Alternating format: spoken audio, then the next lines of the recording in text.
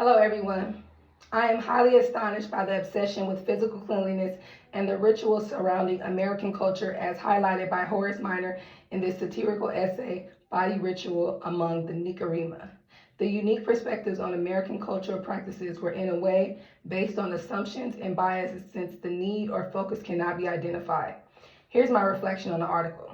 Upon reading the article, I was struck by Minor's portrayal of American culture as seen by an outsider.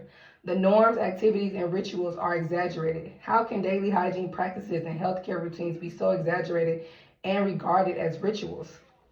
It sheds light on the complexity of human behavior and how normal activities can be considered absurd when it is deeply analyzed through the complex norms and values that people hold. Physical cleanliness should be considered a necessity since one needs to live in an environment that is clean, including the cleanliness of their body to avoid diseases and other complexities. However, Minor reveals the view of the culture and how it impacts the normal lives of people. Through the article, he invites critical reflection and introspection to understand the American culture. Now, let's explore a communication pattern in American culture that is not directly addressed in Minor's article. I remember at a young age, I was introduced to the norm of having conversations with people, even if they were strangers, as if it was considered a way to create a rapport with people. The communication pattern commonly used in America is small talk and social interactions through casual conversations where people talk about the weather or other small conversations. Two random people may meet, and after saying hi, they talk about how hot or cold the weather is, or weekend plans that they may have had, and how the weather may or may not interfere with it. The act is usually considered polite and socially acceptable to engage other people despite them being strangers. This communication pattern reflects the value placed on friendliness, approachability, and building rapport with others. Now, how does this connect to cultural worldview? Small talk is an important factor in American culture as it's connected to individualism and egalitarianism. The conversations with strangers foster a sense of community and exclusivity, regardless of social status or background. The small talk emphasizes on the importance of interpersonal connections and the idea that every person's voice deserves to be heard. As the interpersonal connection is built, the person's confidence and self-esteem increase, giving them the courage to speak their minds without fear and believing that they will be heard. Communication is only effective when the recipient can understand the information of the speaker, hence when such an environment is created where people are ready to listen to one another. Now, small talk has changed through history. It has evolved in response to social and technological changes.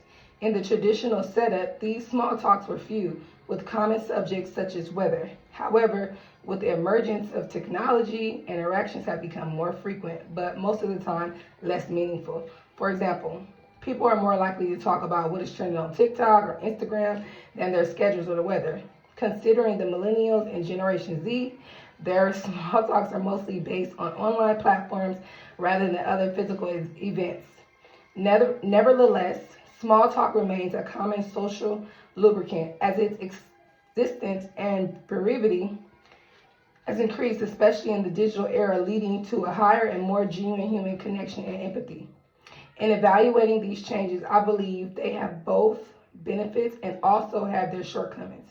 The use of small talk facilitates social cohesion and fosters a sense of belonging in diverse communities.